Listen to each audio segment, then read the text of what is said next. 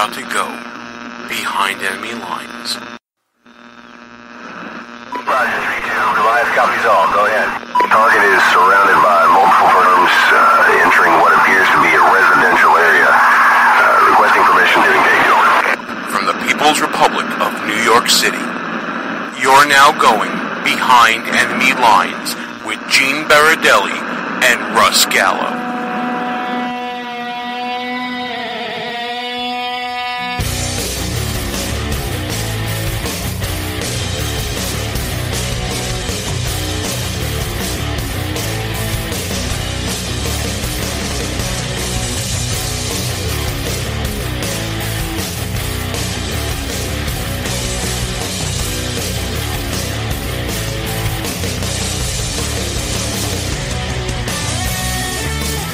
And you are now behind enemy lines. Hey there, how you doing, America? Gene Baradelli here with you. So glad you could be with us, whether you're joining us at www.behindendemylinesradio.us, or if you're checking us out on the AM radio or FM radio, or maybe the internet radio. We're glad you're tuned in, locked and loaded for another great show, or if we're traveling along with you as a podcast. We're just happy to be along for the ride. Got a great show this week. I'll be talking about a lot of different things. So much going on this past week and so much to look forward to in the week to come. So let's get right down into it. This week, probably the biggest news, which came late last week, was the decertification by President Trump of the Iran nuclear deal. Now, let's talk about what this is, what it means, and the little bit of sleight of hand that President Trump is doing right now. So, as we all know, but maybe we may not necessarily know what it means. I know I had to look it up. Donald Trump just decertified the Iran deal, giving a tough speech announcing that decision. Now, the speech and what actually happened, probably two different things.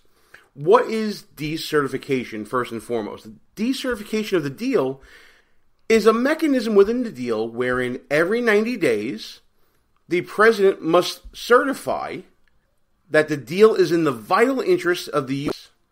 So, by doing that, the president is asking Congress to pass a series of quote-unquote triggers further sanctioning Iran if it doesn't meet new standards under the deal.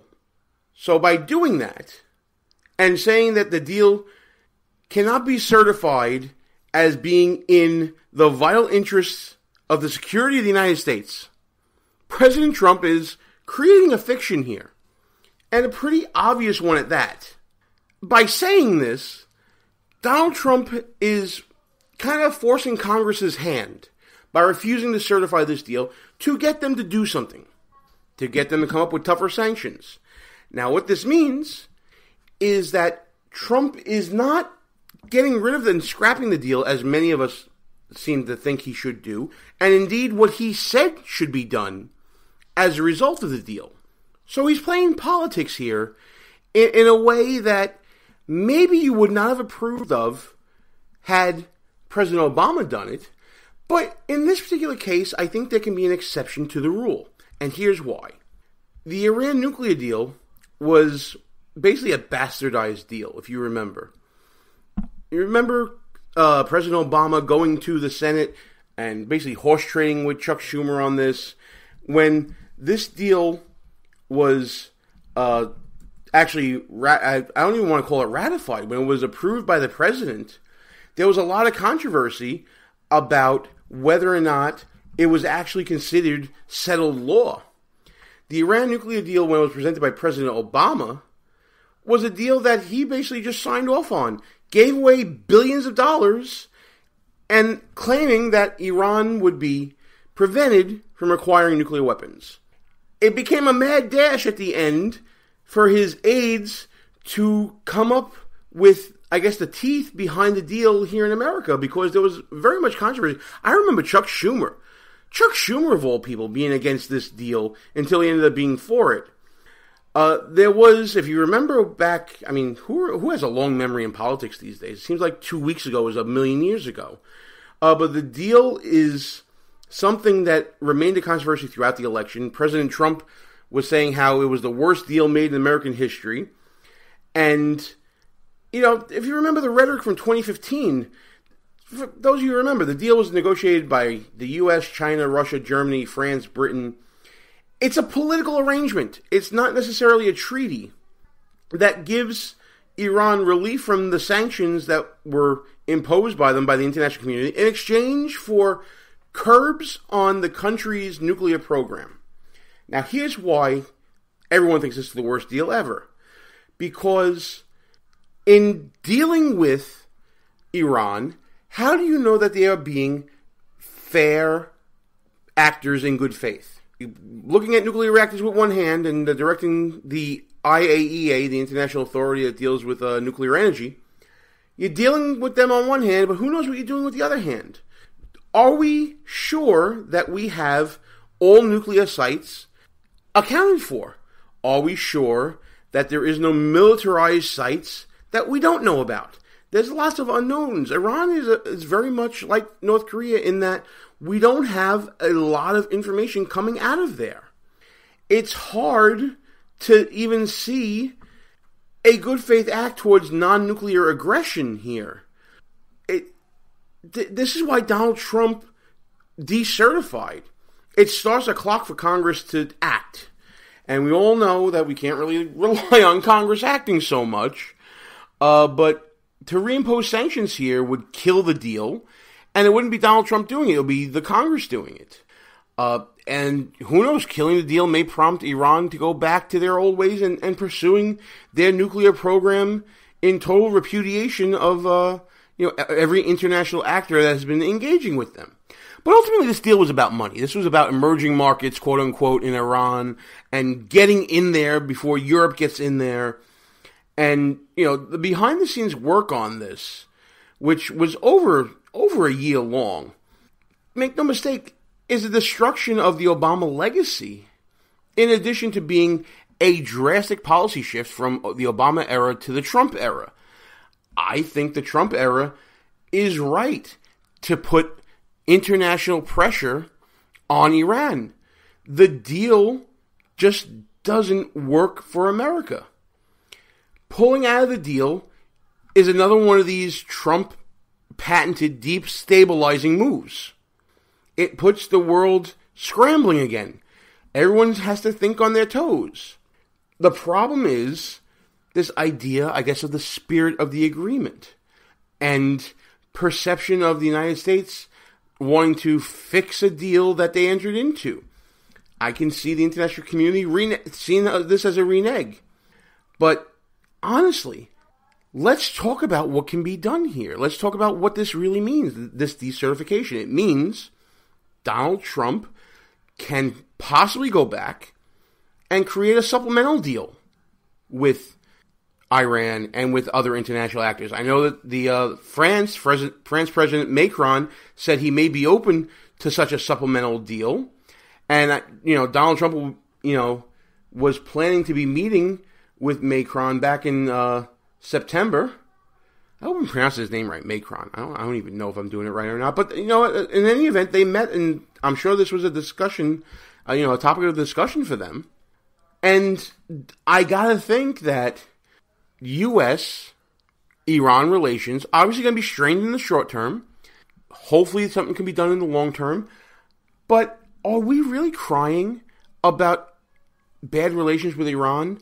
I mean, there's been connections between Iran and North Korea. We talk about the axis of evil, that President George W. Bush talked about. It's been there for decades. And now North Korea has a nuclear weapon. Who's to say that Iran won't just get that technology anyway? Again, there is a fundamental lack of good faith that the U.S. and Iran have mutually for each other. The great Satan, says the Ayatollahs of the 80s. And that idea has created a political culture of mistrust and distrust between the two countries. It doesn't help that, the Ayatollahs took hostages in the 80s. It doesn't help that there has been war by proxy in Iraq and Syria. It doesn't help that there's been rhetoric coming from Iran very negative towards the United States, much like you have from North Korea. It's kind of a similar situation. So Trump's speech talking about this deal is kind of similar to the rhetoric that we saw when we're talking about Kim Jong-un in North Korea. I think that they see international pressure building in their favor with North Korea. Why not try the same thing with Iran and see what that means and see if we can do that? I'm just wondering if this deal may be the one that backfires on President Trump. Not because everyone agrees that the deal is good, but because that international partners who have a vested monetary interest in this deal will be less hesitant, more reticent, man, I can't talk today, more reticent than they would be with North Korea, because there is no pecuniary interest in North Korea for those countries. But there is in Iran. Now, President Trump seems to have taken a fiction and turned it into a policy point by talking about Iran in harsher terms than President Obama. The speech that talks about the decertification, obviously he said, it was one of the most one-sided deals. This has been rhetoric we've seen since the campaign. Now President Trump is saying that. And the deal, as we said, not killed, but it will be up to Congress to see if they can go ahead and bring sanctions. Trump accused Iran of committing multiple violations of the agreement, even though the IAEA says that it hasn't. And again, this idea of the word of the agreement versus the spirit of the agreement, talking about Iran failing to meet expectations in its operators and in the operation of the centrifuges, etc. And you know what? When it comes to politics, folks, this is something you got to be careful of. Whether you're talking about left, right, center, libertarian, socialist, whatever. The devil's in the details. This is a case of, and I'm trying to call it straight down the middle as much as I can here, President Trump setting the course for policy and is leaving the details of it to the machinations of politics. He was strong against the deal. He found a way to get out of the deal and is looking for his party to back him in getting out of the deal, going short of scrapping it and relying on a process, a political process, to get America out of this deal. The question then becomes, do we have the political will to enter into a new deal, a supplemental deal, whatever the case may be, internationally, when there is this vested interest around the world? Your guess is as good as mine, folks. We're going to see where this is going sooner or later. I have confidence in the president on this. I think on the international stage, he's been more of a leader than President Obama.